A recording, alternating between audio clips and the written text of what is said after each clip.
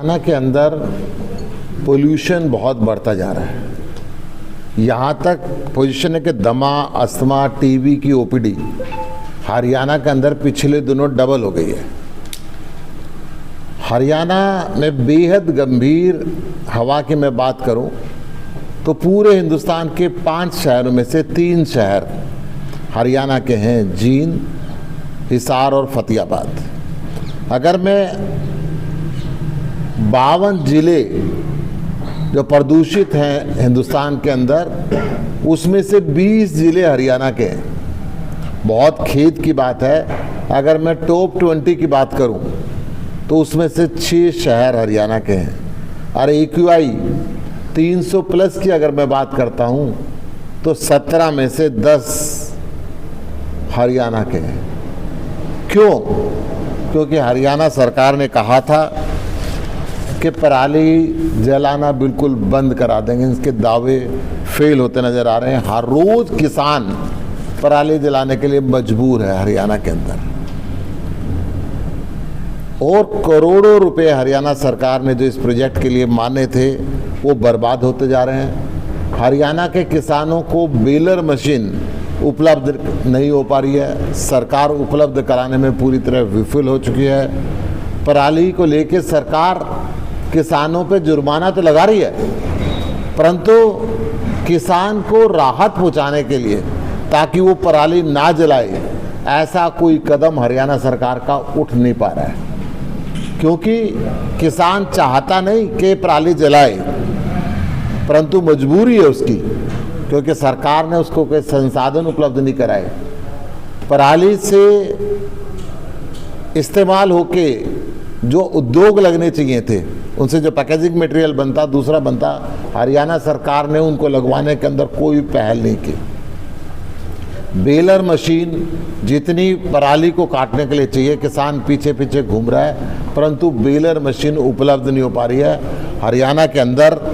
Industry की अगर मैं बात करूं, इसकी भी कोई पॉलिसी नहीं है, क्योंकि 24 घंटे बिजली मिलती नहीं है और इंडस्ट्रियलिस्ट खुलेआम जनरेटर चलाने पे मजबूर है, जिससे धुआं फैलता जा रहा है। खुलेआम डीजल के जनरेटर हरियाणा के अंदर चल रहे हैं, क्योंकि वो कहते हैं कि हमें बिजली नहीं मिल रही, हम मजबूर हैं कि जो इंडस्ट्री के अंदर लेबर है उसको दिहाड़ी देनी पड़ती है, और दिहाड़ी देने के लिए, उसकी तनख्वाह देने के लिए हमें मजबूरी में जनरेटर चलता है, जिससे गंभीर धुआं निकलता है। और हरियाणा की हालत बार बार NGT की फटकार लगने के बाद भी बेकार होती जा रही है। पूरे प्रदेश में जगह जगह कूड़े के ढेर लगे हुए हैं, जिनसे जहरीली हवा फैलती जा रही है। कैंसर जैसी बीमारियां रिपोर्टेड की जा रही हैं। जो अरावली के अंदर, गुड़गावा के अंदर कूड़े का पहाड़ है, लगातार उसमें से जो जहरीली गैस निकल रही है।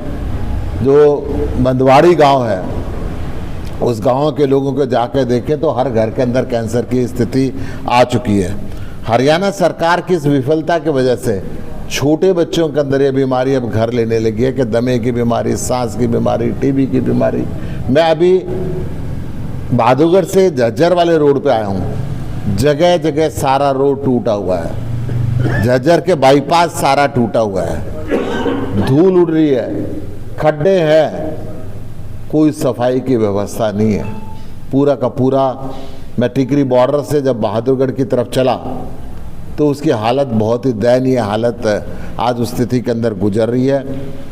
मैं हरियाणा सरकार से कहना चाहूँगा कि आपने किसान की हालत ऐसी कर दी कि वो पराली जलाने के लिए तो मजबूर है, परंतु उसकी और क्या क्या हालत आपने ख़राब करी।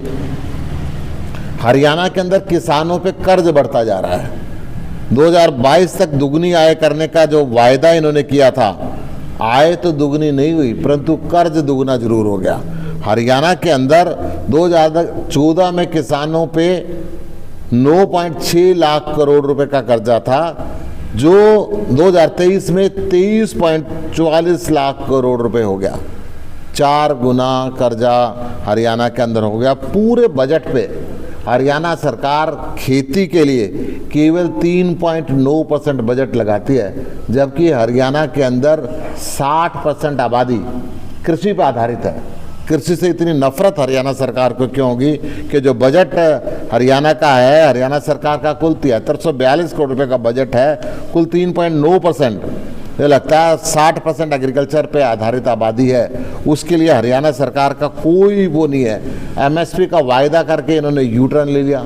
प्रधानमंत्री ने जब 750 से ऊपर किसानों ने शहादत दी और बॉर्डर पर बैठे रहे तो एमएसपी का वायदा किया था, परंतु आज तक संसद में एक शब्द उसके लिए नहीं बोला।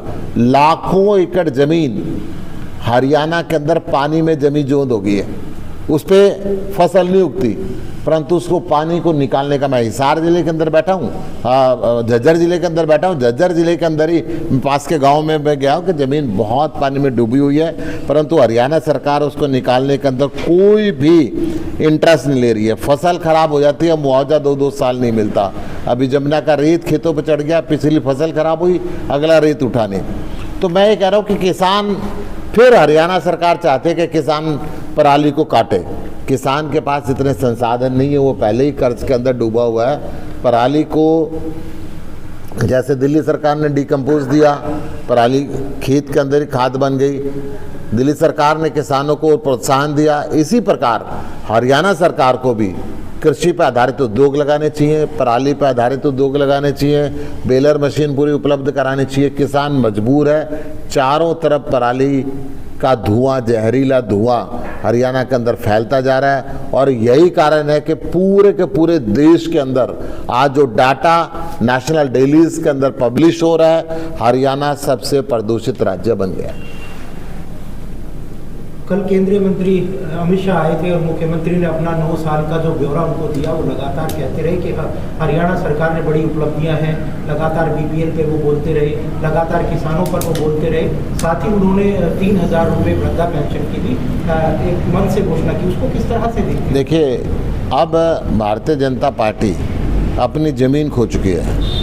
केंद्रीय गृह मंत्री, मुख्यमंत्री और सारे मंत्रालय इनके आने के बाद भी करनाल के अंदर कुर्सियां खाली थी। जो कुर्सियां भरी वो सरकारी कर्मचारियों के द्वारा भरी, अध्यापकों की ड्यूटी लगाई गई कि आप बस भर के लाओ। ये बहुत ही दयनीय स्थिति आज भारतीय जनता पार्टी के हरियाणा के अंदर है। सरकार को पराली खरीदनी चाहिए, सरकार को पराली पे आधारित उद्योग लगाने चाहिए। सरकार को पराली जब तक इस्तेमाल में नहीं आती, उसकी कटाई के लिए बेलर मशीनें हर जिले के अंदर उपयुक्त मात्रा के अंदर उपलब्ध करानी चाहिए, और जब तक सब्सिडी उनको इसके अंदर पराली की कटाई पे पूरी सब्सिडी देनी चाहिए। कल दिल्ली के मुख्यमंत्री को ईडी के समक्ष पेश होना था, लेकिन वो चुनाव के लिए मध्य प्रदेश पहुंच गए और एक लेटर जारी किया। तो किस तरह से देखते हैं? भारतीय जनता पार्टी आरोप लगा रही है कि अगर वो गुनाहगार नहीं है तो ईडी के समक्ष अपने बयान दे और वो अपने पेश हों। देखिए, आम आदमी पार्टी कभी भी किसी भी नोटिस से भागी नहीं है।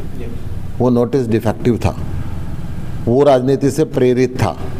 नोटिस अरविंद केजरीवाल को मिलने से पहले भाजपा के लोग कह रहे थे कि आज ईडी का नोटिस इनको आएगा और इनको गिरफ्तार किया जाएगा।